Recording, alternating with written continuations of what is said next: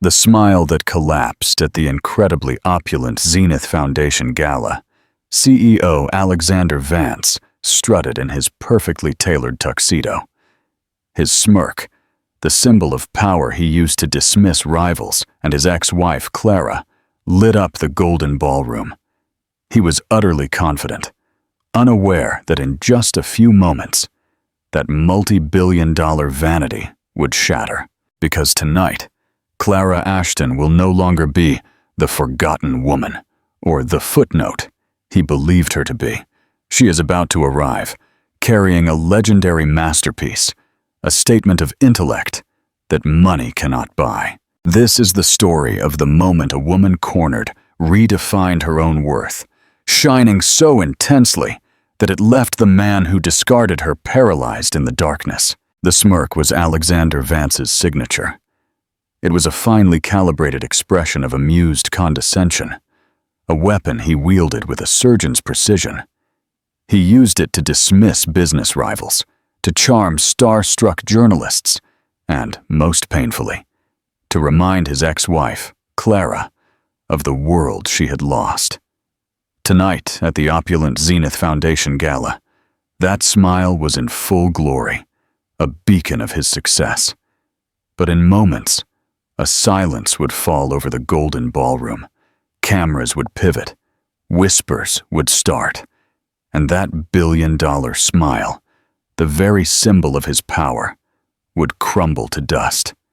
This isn't just a story about revenge.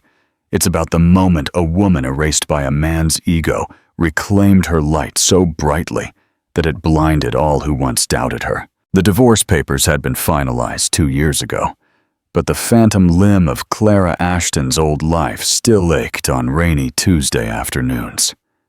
Her current existence was a quiet, deliberate contrast to the one she had shared with Alexander Vance. Her small, book-lined apartment in a pre-war building overlooked a cobblestone side street, a world away from the sterile, glass-walled penthouse with panoramic city views that had felt more like an observation deck than a home. The air here smelled of old paper, brewing tea, and the faint, sweet scent of her neighbor's oil paints, a comforting aroma of substance and history. Alexander had hated places like this. Places where things go to die, Clara, he'd once told her, pointing disdainfully at an antique bookstore she wanted to explore. To him, anything that didn't glitter with the promise of future profit was already a relic. He was a man built for the future, a titan of capital who saw the world not as a tapestry of human experience, but as a portfolio of assets to be acquired, leveraged, or liquidated. Clara had been, for 10 years, his most prized, and later, most depreciated asset. She had met him in college. She was a brilliant, passionate art history major, her head filled with the brushstrokes of the masters and the revolutionary fire of the Impressionists. He was a relentless business student who saw her not only as beautiful, but as a necessary component to the life he was building. She was his duchess, the elegant, cultured wife who could host impeccable dinners, discuss Renaissance art with old guard investors, and soften the rough edges of his ambition with her understated grace. She had put her own promising academic career on hold, convincing herself that supporting his meteoric rise was a shared victory. The cracks, invisible at first, widened into chasms. Her opinions on art became quaint little hobbies. Her desire to finish her PhD was a distraction from our life. The final brutal fracture came the night he announced he was leaving. He didn't yell. Alexander never wasted energy on overt anger. He delivered the news with the finality of a quarterly earnings report. "It's a simple matter of synergy, Clara," he said, adjusting the Cartier watch on his wrist. He stood by the floor-to-ceiling windows, the city lights creating a merciless halo around his silhouette. "Our brands are no longer aligned." He was already with Brittany Hayes, a model and influencer 20 years his junior, whose primary skill was curating an aspirational emptiness on social media. She was new. She was shiny. She was a high engagement asset. The part that still twisted a knot in Clara's stomach was his parting shot. She had asked him, her voice trembling, what she was supposed to do. He had turned, and for the first time, she saw the sheer, unvarnished contempt in his eyes, accompanied by that characteristic smirk. "You'll manage with the settlement, but let's be honest," he delivered the words, cutting deeper than any legal document. "Who are you without me? Who will care about a dusty art historian whose only fame was being Mrs. Vance? You're a footnote, Clara, and the world doesn't read footnotes." He had left her in that silent penthouse, a ghost in a home she had never truly owned. The settlement was generous by any normal standard, but it was designed to be exactly that. A settlement. Enough to keep her quiet and comfortable, but not enough to touch the stratosphere of wealth and influence he inhabited. It was hush money for a decade of her life. Now, 2 years later, she was not just a footnote. She was writing her own book. She had rejoined her PhD program, and her research was causing a discreet stir in the academic world. Her focus was on mid-20th century French couturiers, specifically the enigmatic and reclusive genius Javier Solís, a designer who had vanished from the public eye at the height of his fame, with his final collection rumored to be his masterpiece, but never shown. Her quiet life was interrupted by a thick, cream-colored envelope that arrived by messenger. The embossed seal was that of the Zenith Foundation, the philanthropic arm of a global tech conglomerate. It was an invitation to their annual gala, the most exclusive and high-stakes social event of the year. It was Alexander's world, not hers. She knew why it had been sent: an administrative error, a mailing list that hadn't been updated, an oversight. She was about to toss it into the recycling bin when she saw the gala's theme printed in elegant silver script, an ode to the unseen, celebrating lost art. A bitter laugh escaped her lips. Lost art. The irony was suffocating. She looked around her small apartment at the stacks of research papers and the faded photograph on her desk of a younger, more hopeful version of herself standing next to a smiling Alexander. He had been a master at making things and people disappear. She should throw it away. Attending would be masochism. She could already picture it. Alexander parading Brittany, who would be swathed in the latest soulless creation from a brand he'd just acquired. He'd spot Clara across the room, and that smirk would bloom on his face, a silent, public confirmation of everything he had always said she was, a forgotten relic in a room full of masterpieces. But as she held the invitation, a different thought, quiet and dangerous, began to form. What if he was wrong? What if a footnote, read in the right light, could tell the most important story of all? The theme was a sign, a cosmic coincidence she couldn't ignore. Her work was no longer just academic. It was personal. It was about giving voice to the unseen, the forgotten, the brilliant things that had been locked away in the dark. She placed the invitation on her desk, a silent promise to herself. She might not go, but for the first time in 2 years, she felt the flicker of a fight she thought had been extinguished forever.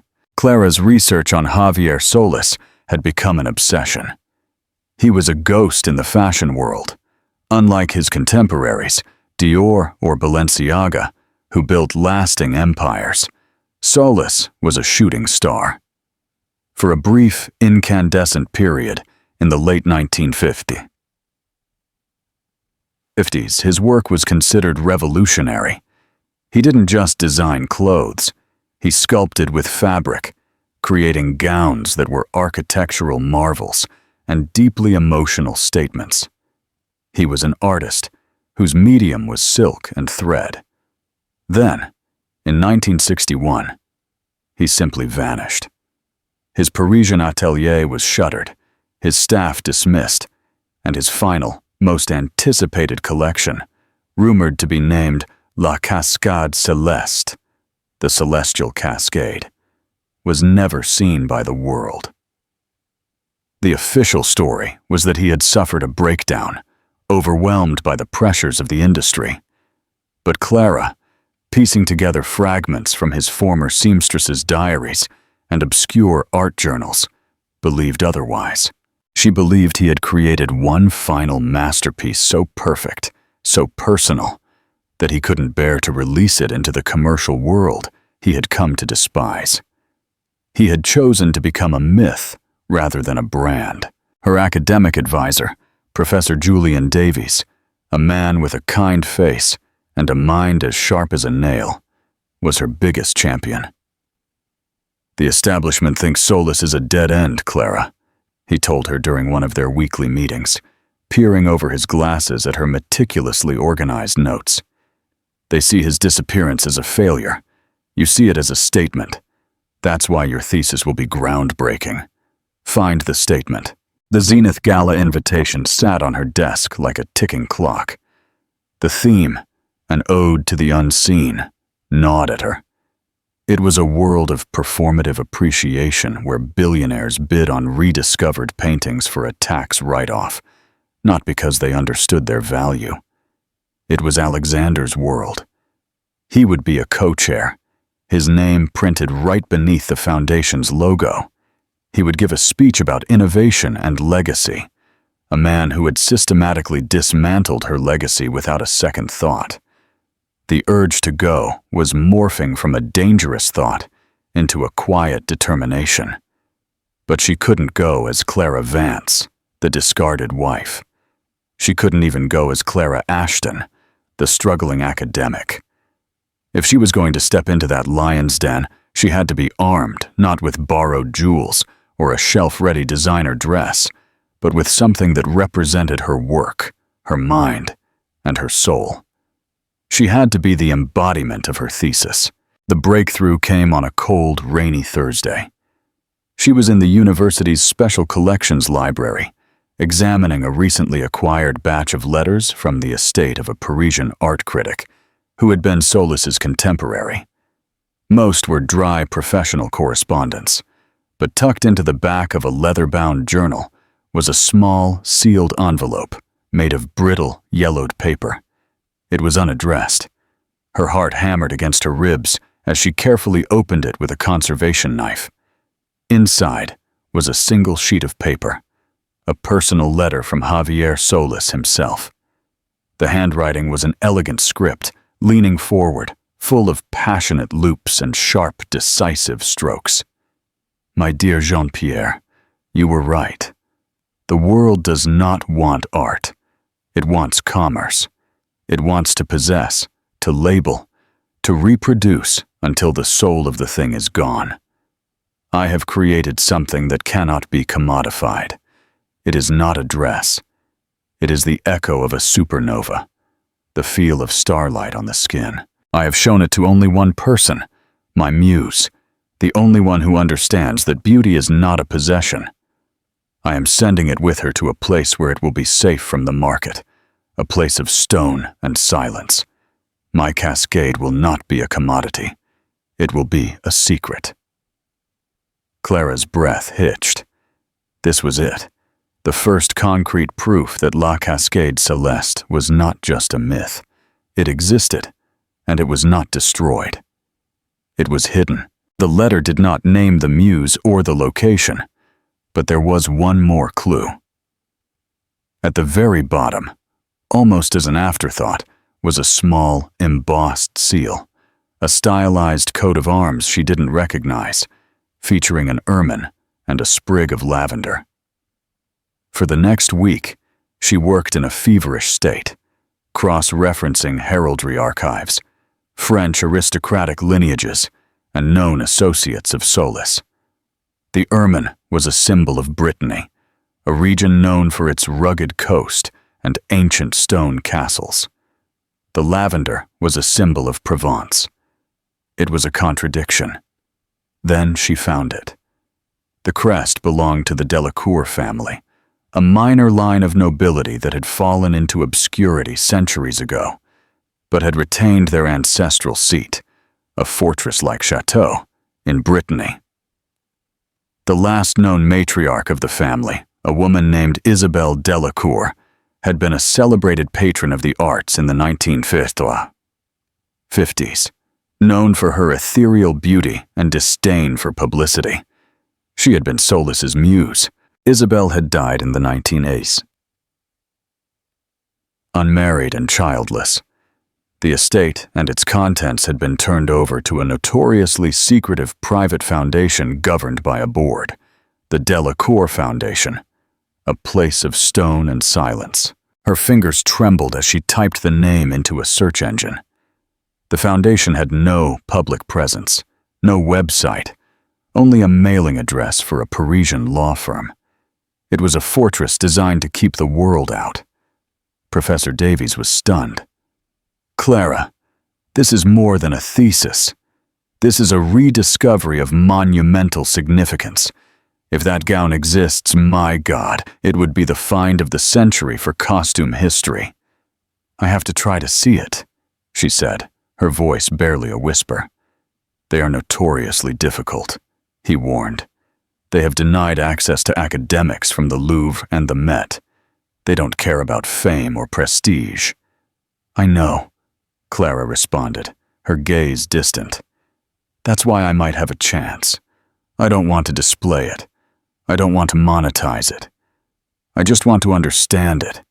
I want to tell its story." She spent 3 days drafting a letter. She didn't write it as an academic seeking access. She wrote it as a historian who understood the designer's final wish. She didn't mention the dress by name.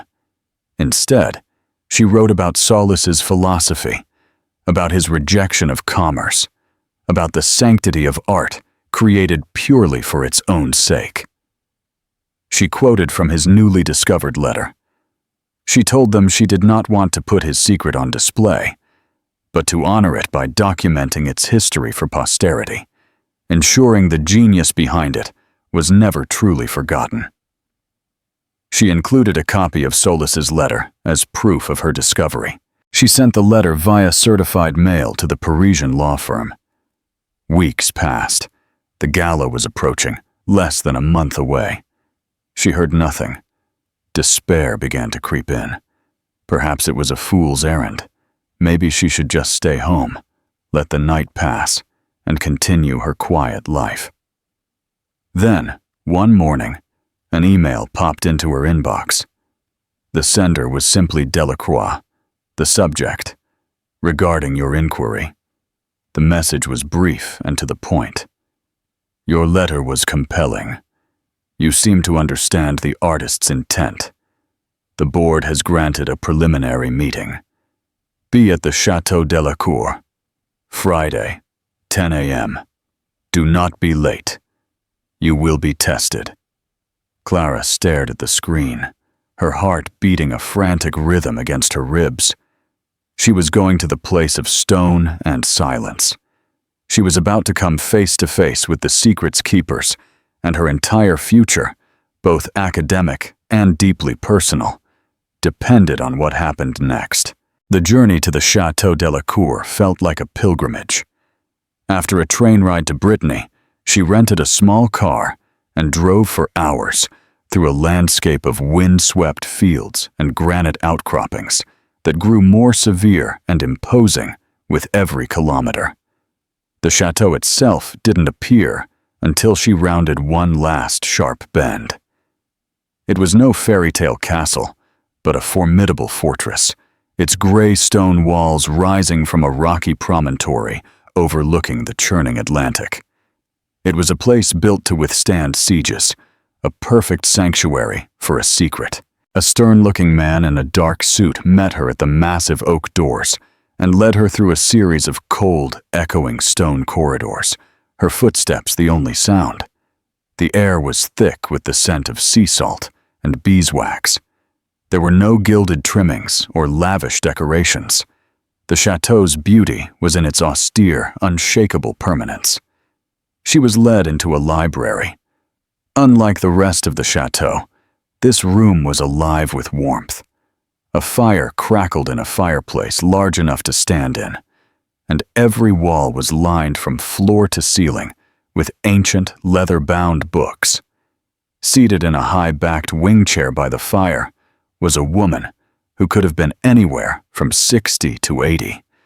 Her silver hair was pulled back in an austere bun, and she wore a simple but impeccably cut gray cashmere suit. Her face was a mask of intelligent scrutiny, her dark eyes missing nothing. "Mademoiselle Ashton," she said, her voice crisp and devoid of warmth. "I am Genevieve Dubois. I am the executor of the Delacour estate. Thank you for coming. Please sit." Clara sat opposite her, her hands clasped tightly in her lap to keep them from shaking. This was the test. Ms. Dubois wasted no time on pleasantries. "Your letter was bold. You claim to understand Javier Solis's final wishes. Many have made similar claims. They arrive with proposals from Sotheby's, with film crews, with promises of global museum tours.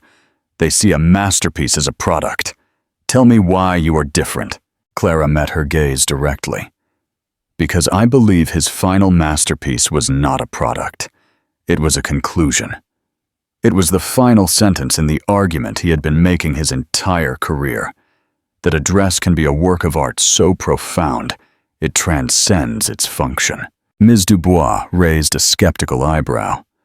"A lovely sentiment, but sentiment does not preserve history. Let us talk details. You believe the collection was called La Cascade Céleste. Why?" For the next hour, Clara was subjected to a rigorous oral examination. Ms. Dubois's questions were surgically precise, designed to expose any gap in her knowledge. She asked about Solis's stitching techniques, his unique method of draping fabric directly onto the form, his philosophical influences, the specific chemical composition of the dyes he favored. It was more intense than any doctoral defense. Clara answered every question. She spoke of his use of soutache embroidery not as decoration, but as a form of linear storytelling. She explained how he pioneered the use of a lightweight silk and metal alloy thread that allowed his creations to hold their shape as if defying gravity. She connected the themes of his work to the existentialist movement of post-war Paris. She wasn't just reciting facts. She was weaving a narrative, displaying a deep, holistic understanding of the man and his art. Finally, Ms. Dubois fell silent. Her fingers interlaced before her lips, her eyes fixed on Clara. The only sound was the crackle of the fire and the distant roar of the ocean. "You have done your research, Mademoiselle Ashton," Ms. Dubois said, her tone softening almost imperceptibly. "But knowledge is not the same as respect. The final piece of the collection, the one he mentioned in his letter to his critic friend, is not just a dress. It is the culmination of his life, a tribute to his muse, Isabelle Delacour. He made it for her, and for her alone. When she died, her will stipulated that it must never be exhibited, never sold, not even photographed. It is to remain here, a silent testament." "I understand," Clara said softly, "and I would never ask to break that trust. My only goal is to document its existence, to write the final chapter of its story, so his genius is fully understood. That is how we honor him." Ms. Dubois studied her for a long moment, a silent battle of wills playing out in the fire-lit room. "Isabelle was my aunt," she finally said, the admission hanging in the air. "I grew up in this chateau. I knew Javier. I saw his devotion to his art and to her. He would have hated the modern world, the red carpets, the influencers borrowing gowns they don't understand for a fleeting moment of attention." Clara's heart sank. She had failed. The mention of red carpets felt like a direct condemnation of the world the gala represented. He would have despised the Zenith Gala, Ms. Dubois continued, as if reading her mind. Her gaze was sharp, inquiring. He would have loathed the idea of art being used as a backdrop for corporate networking and vapid celebrity. This was it, the final rejection. Clara braced herself for the polite dismissal. However, Ms. Dubois said, leaning slightly forward, a glint of something new in her eyes, something calculating and rebellious. He also detested bullies. He hated men of commerce who believed their wealth entitled them to dictate the value of art.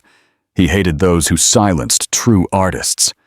Your letter, Mademoiselle Ashton, was not just about history. I read between the lines. This is personal for you, isn't it? The question was so direct, so unexpected, that it caught Clara completely off guard. The professional facade she had so carefully constructed crumbled. Yes, she whispered, the single word holding the weight of her entire marriage and its bitter end. Ms. Dubois nodded slowly. I researched you after I received your letter. I know who your ex-husband is. I've read about his bright new life. I know he is co-chairing this gala. The theme is a mockery, is it not? An ode to the unseen, hosted by a man who sees nothing he cannot buy. A strange, thrilling alliance seemed to be forming in the ancient library. The board of this foundation is bound by my aunt's will, Ms. Dubois said, a faint, dangerous smile twitching at her lips. The dress can never be sold or publicly exhibited in a museum, but the will is very specific. It says nothing about it being worn, just once, by someone who understands what it represents. Clara's breath caught. She couldn't possibly mean, you wish to write the final chapter of Javier Solis's story, Ms. Dubois asserted, her voice now charged with new energy. Perhaps it is time the chapter received a public reading. It would be a statement that Javier himself would have appreciated. An act of pure,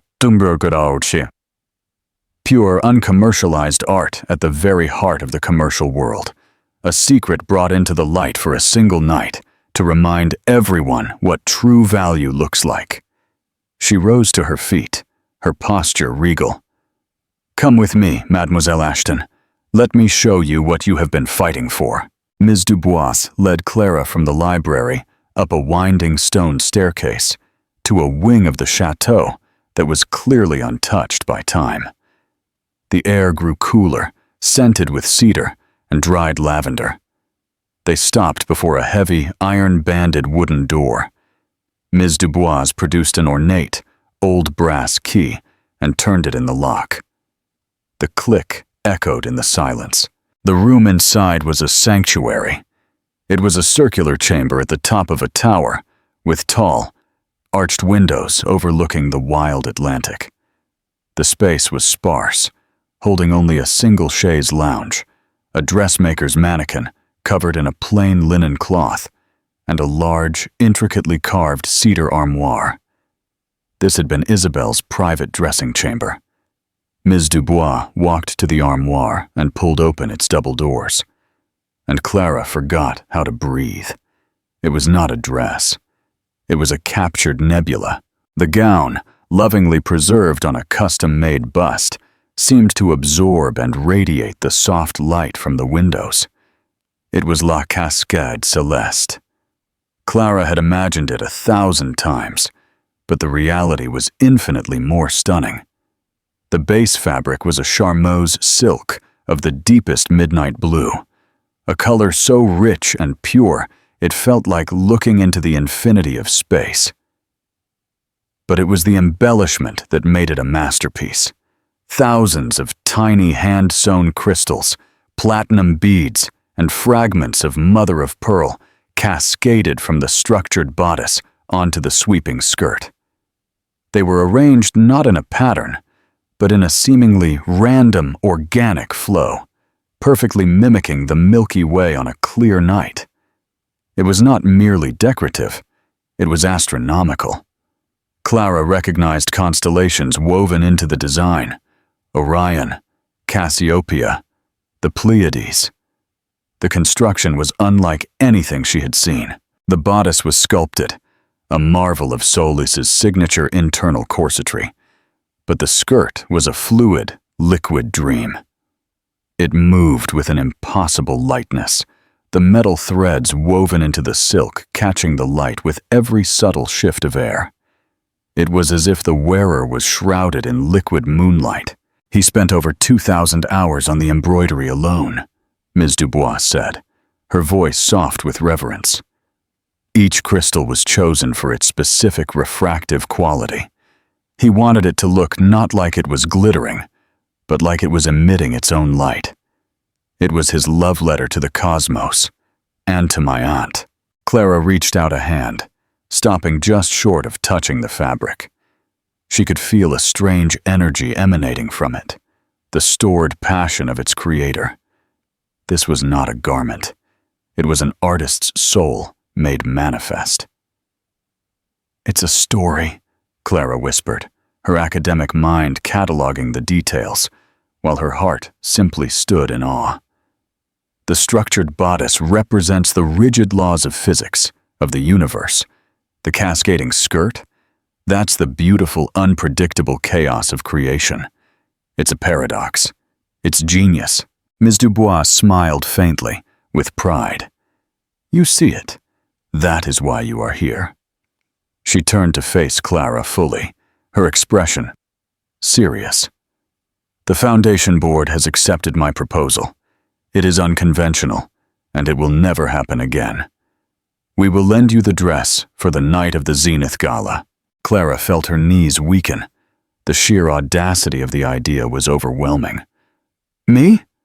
But this belongs in a climate-controlled vault, not at a party." "Its purpose was never to sit in a vault," Ms. Dubois countered. "Its purpose was to be a statement, and for one night, it will make the most powerful statement of its existence. But there are conditions, Mademoiselle Ashton. Strict conditions." "Anything," Clara gasped. "First, you will not discuss its origins to the press.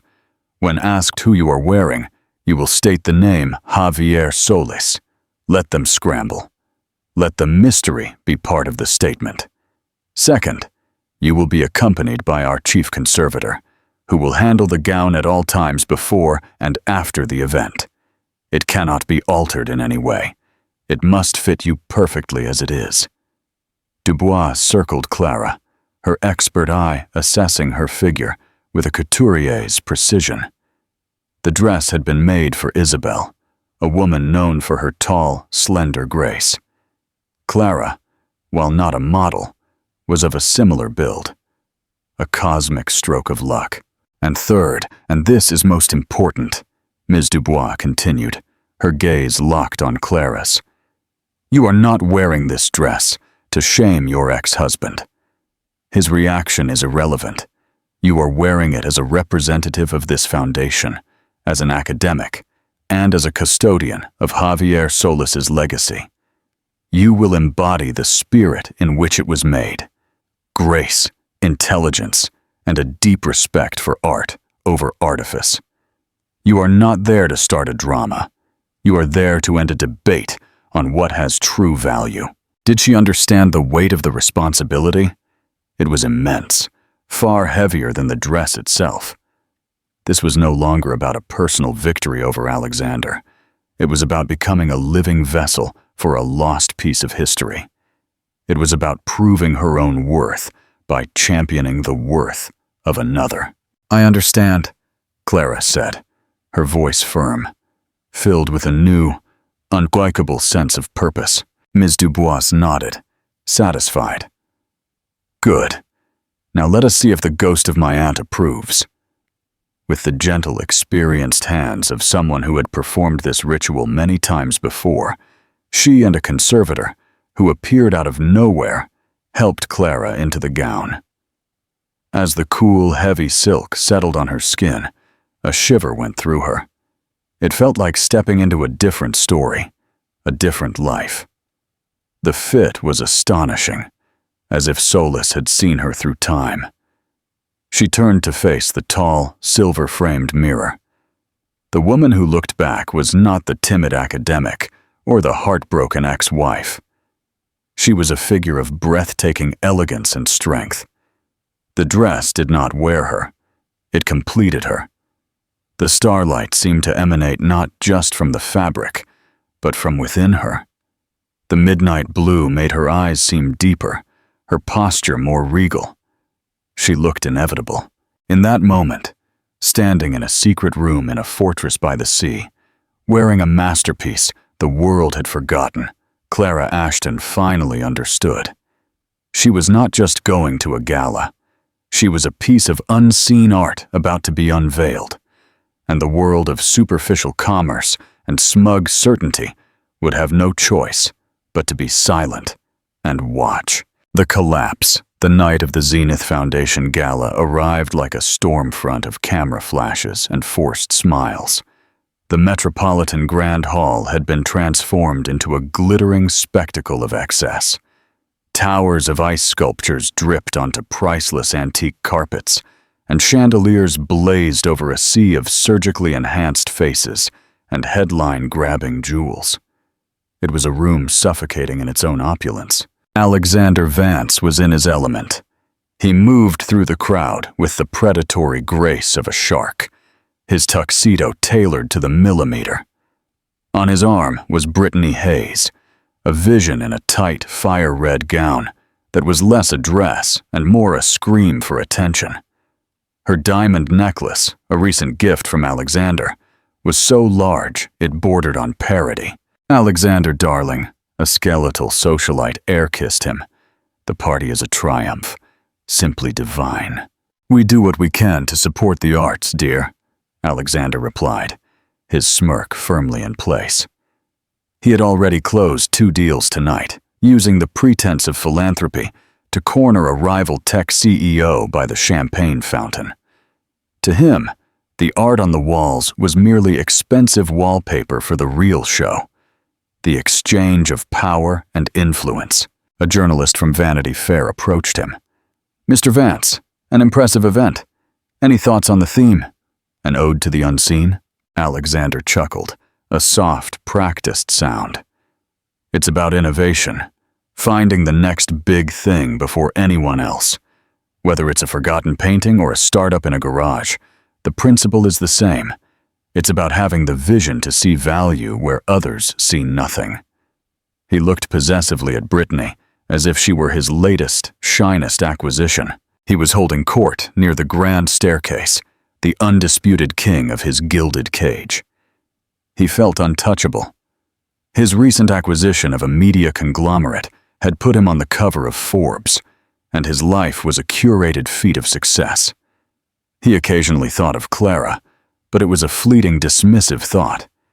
He pictured her in her small, drab apartment, probably grading papers, utterly oblivious to the glittering world she had lost. The thought always brought the smirk back to his lips. She had been dead weight, a relic of a past he had successfully shed. "Have you heard from Clara lately?" asked Robert Sterling, an older investment banker who had known the couple for years. The question was innocent, but it pricked Alexander's ego. Alexander waved a dismissive hand. "Clara? Oh, she's pursuing her little academic passions. Very quaint. Happy for her, of course. Some people are meant for the quiet life, you know." The subtext was clear. Some people are meant for the sidelines. Brittany, who had been pouting for a photograph, piped in. "I saw a picture of her from some college thing. The clothes were, oh honey, it was tragic." Alexander wrapped an arm around her, squeezing lightly. "She has her world. We have ours." And his world, he thought with deep satisfaction, was infinitely better. Across the room, the atmosphere was a low murmur of gossip and networking. The biggest names in finance, technology, and entertainment mingled, their laughter echoing in the cavernous space. They were all there to see and be seen, to affirm their place in the pantheon of the successful. It was all a competition. Who had the biggest diamond, the most famous date, the most Wallem inches in tomorrow's papers? Then, the low murmur began to shift. It started near the grand entrance, a subtle change in the room's energy. A few photographers, bored with shooting the same stream of celebrities, pivoted their lenses toward the doorway. A guest who had been speaking stopped mid-sentence. A waiter halted his tray of champagne glasses mid-air. The shift rippled through the room like a seismic wave. The ambient chatter faltered. Heads began to turn one by one, then in entire sections. The magnetic pull of 100 conversations shifted, all focusing on the top of the grand staircase. Alexander noticed the change and felt a tingle of annoyance. He hated it when someone else stole his spotlight. He turned, a witty dismissal already on his lips, expecting to see a late-arriving movie star or a royal. But it wasn't anyone he recognized. At the top of the stairs stood a woman, and for a moment, the entire glittering, cynical, money-obsessed ballroom went completely, utterly silent. She descended the grand staircase, not like a woman walking, but like a celestial body moving through its ordered orbit.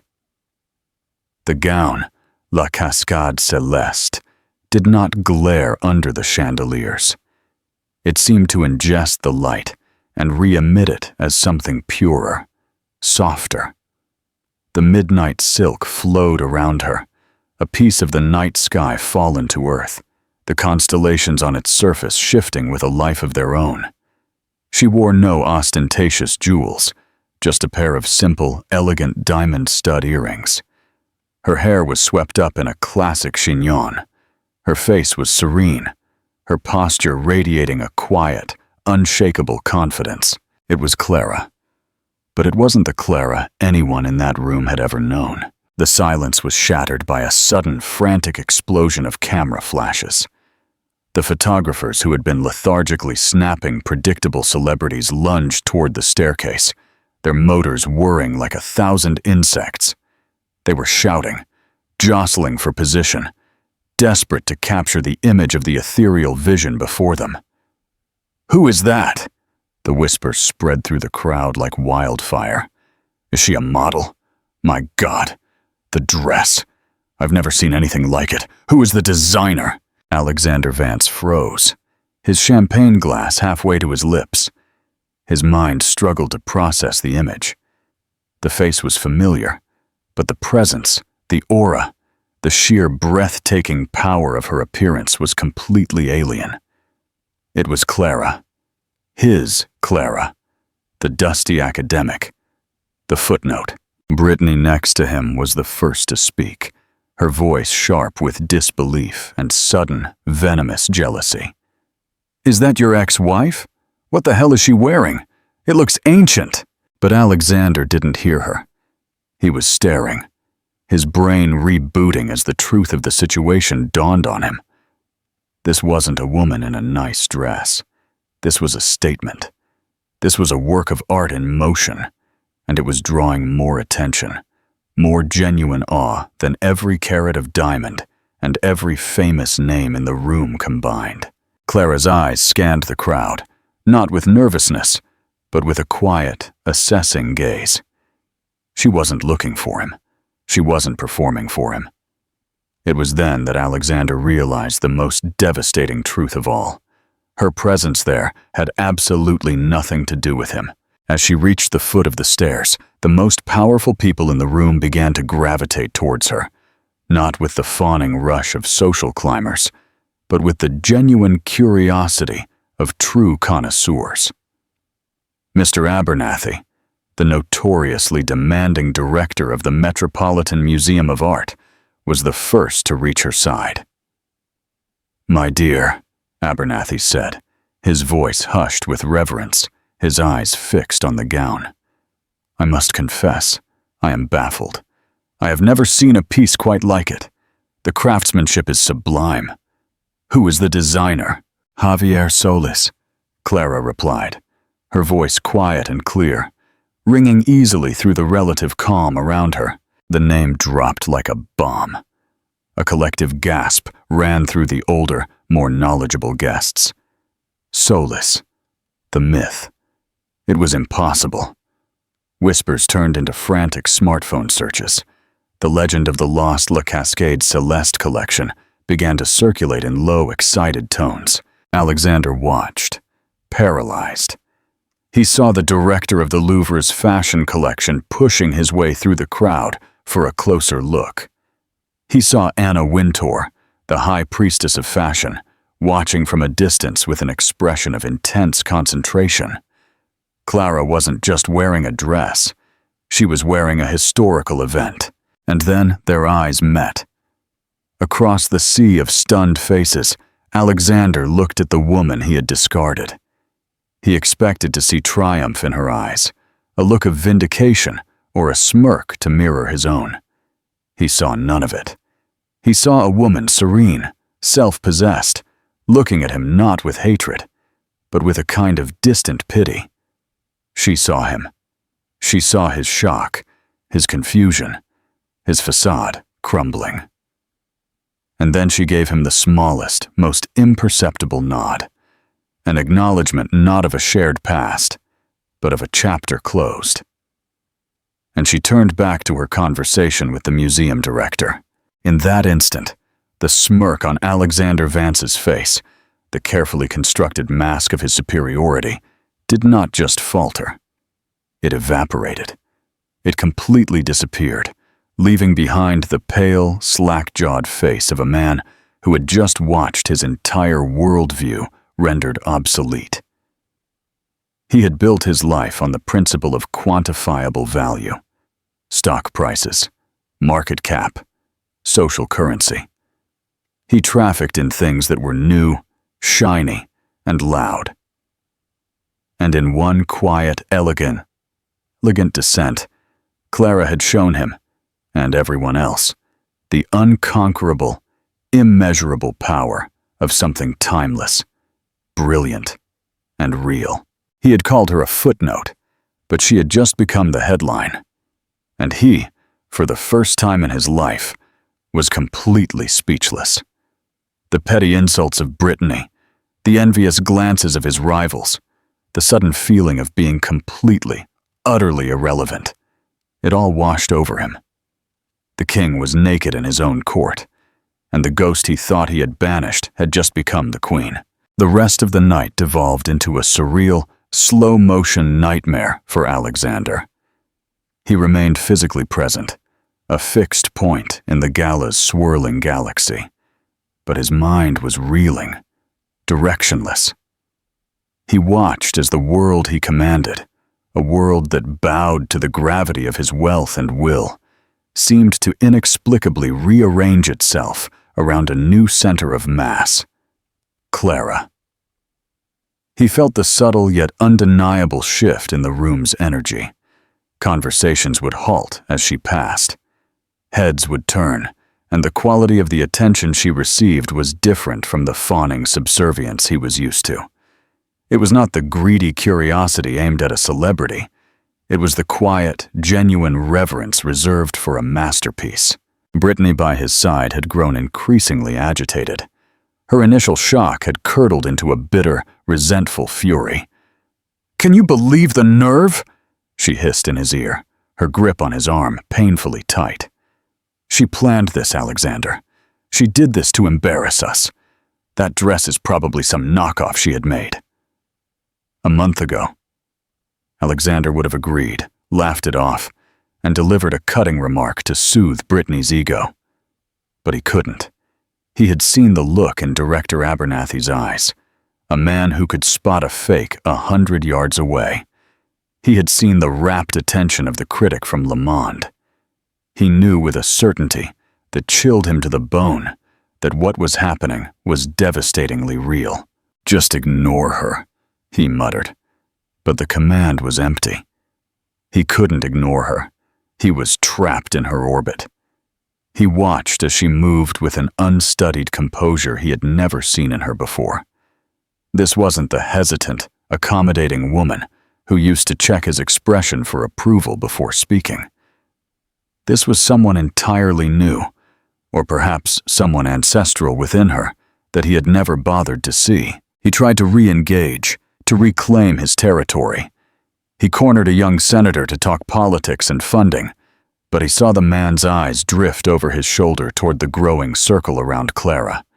He tried to crack a joke with Robert Sterling, the banker, who responded with a distracted smile, his gaze also fixed on the woman in the midnight gown. It was as if Alexander had become a ghost at his own feast. The power he projected, the intimidating aura of his success, was being utterly neutralized, absorbed by the quiet, luminous presence of his ex-wife. He couldn't stand it any longer. It was a physical compulsion, an ego-driven need to confront the anomaly, to understand it, and in understanding it, to somehow contain and control it again. He needed to re-establish the narrative. He was the titan. She was the footnote. He excused himself from Brittany's toxic murmuring and began to walk toward the terrace where Clara was bathed in cool moonlight, speaking to a small, captivated group. Every step felt like wading through molasses. He felt hundreds of eyes on his back, sensing the impending confrontation. He squared his shoulders, summoning the last vestiges of his bravado. He was Alexander Vance. He would not be eclipsed. "Clara," he said, his voice coming out tighter and more strained than he intended. The effect was instantaneous.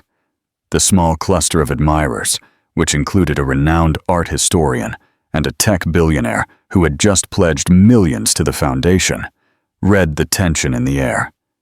With polite, knowing glances, they offered quiet goodbyes to Clara and melted back into the party, leaving the two of them alone on the precipice between the glittering ballroom and the dark, silent night. The sudden stillness was deafening. Up close, the effect of the dress was even more profound. It was not just clothing. It was an atmosphere.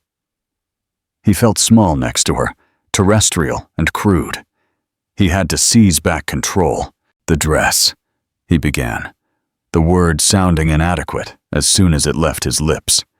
He gestured vaguely at the cosmic wonder she wore. "It's quite a thing. A lucky find at a vintage store?" The question was an instinctive jab, a desperate, reflexive attempt to diminish the moment, to reduce her triumph to mere chance, to categorize it as a simple transaction he could understand. A gentle, genuine smile touched Clara's lips, and the sight of it was more disarming than any angry retort would have been. It was not a smile of triumph or malice. It was a smile of pure unadulterated freedom, and it was utterly devastating. "No, Alexander, it's not from a store," she said, her voice perfectly leveled, carrying the quiet weight of undeniable truth. "It is the centerpiece of my doctoral thesis. It is Javier Solis's lost masterpiece, La Cascade Céleste. It was loaned to me for the evening by the Delacour Foundation, the private estate that protects his legacy." Each word was a carefully placed charge that detonated a pillar of his worldview. Doctoral thesis, the work he had mocked. Masterpiece, the kind of value he claimed to understand, but clearly didn't. Loaned to me. The most crucial, annihilating phrase. This was not something she had bought with her settlement money, a final, defiant use of his own power against him. This was something she had earned. It was a reward for her intellect, her dedication, her passion. All the parts of her he had deemed worthless. You found it." The question came out as a choked whisper. He felt the foundation of his superiority cracking beneath his feet. The world wasn't supposed to work this way. Value came from capital, from acquisition, from force of will. It didn't come from dusty book and forgotten histories. "I did," she said simply, offering no further detail, allowing the immense weight of that accomplishment to settle upon him. "My work led me to it." He searched his mental arsenal for his characteristic smirk. It was his shield, his weapon, his punctuation mark in every conversation. But it was gone. His facial muscles had forgotten how to form the expression. In its place was a hollow, open vulnerability. He had spent years building an empire of things that could be bought, sold, and leveraged, and she had uncovered a treasure so profound it was priceless. A desperate need to salvage some grace, some control, washed over him. I'm glad you're doing well, Clara," he managed to say, the words feeling like ash in his mouth. It was a pathetic, transparent attempt to sound magnanimous, to cast himself as the benevolent ex-husband pleased with her minor success. Her expression softened, but it was with pity, not warmth. "I'm not doing well, Alexander," she corrected him, her voice soft yet firm, slicing through his pretense with surgical precision. "I am doing what I was always meant to do, the person I always was. You just couldn't see it." She looked past him. Then her gaze landed on Mr. Abernathy, who was discreetly trying to catch her attention from across the room. A new purpose lit her features. "Now, if you'll excuse me," she said, her tone shifting from personal to professional, a clear dismissal. "Director Abernathy just offered, on behalf of the Met, to fund the last year of my research. They also want to publish my thesis as a lead title for their publishing house next fall. We have a great deal to discuss." And with that, she turned. She didn't storm off. She simply moved on, pulled by the gravity of a future she had built for herself, a future he had no part in. The celestial cascade of her gown flowed behind her, a river of starlight erasing the memory of his presence. Alexander stood frozen on the terrace, the sounds of the gala behind him seeming distant and meaningless. He was surrounded by 1,000 of the world's most powerful people, yet he had never felt so completely and utterly alone. He had called her a footnote. The word echoed in his mind, a monument to his own spectacular blindness. He saw it now, with nauseating clarity. He had not been the author of her story, benevolently allowing her a small mention. He had only been a single misspelled sentence in the preface, a minor obstacle, a bit of early conflict she had to overcome before the sweeping, magnificent narrative of her real life could begin. Clara did not look back. She spent another 20 minutes in animated, joyful discussion with Abernathy, finalizing the details of a future she could barely have dreamed of. Then, accompanied by the silent, watchful conservator, she retrieved her simple cloak and walked toward the exit. She glided past the gaping guests and still flashing cameras, her mission accomplished. As she stepped out into the cool, clean night air, leaving the overheated artifice of the gala behind, she felt no vengeful glee. There was only a deep sense of peace, of rightness. The dress would return to its silent sanctuary in Brittany, its powerful statement made. But the woman who wore it was now, and forever, seen. She was her own singular constellation, finally shining in her own sky. In the end, the story was not about the dress, magnificent as it was. It was about the moment Clara realized her worth was not something her ex-husband could take away, because he had never bestowed it. She had carried it inside her all along, buried beneath years of doubt and dismissal. That night, she didn't just wear a gown. She wore her own rediscovered brilliance. She reminded everyone in that room, and everyone who hears her story, that the most powerful spotlight is the one that shines from within. True value is never loud. It is not determined by a price tag, and it cannot be acquired in a hostile takeover. It is earned through passion, intelligence, and the quiet courage to write your own story, even after someone else has tried to discard you as a footnote.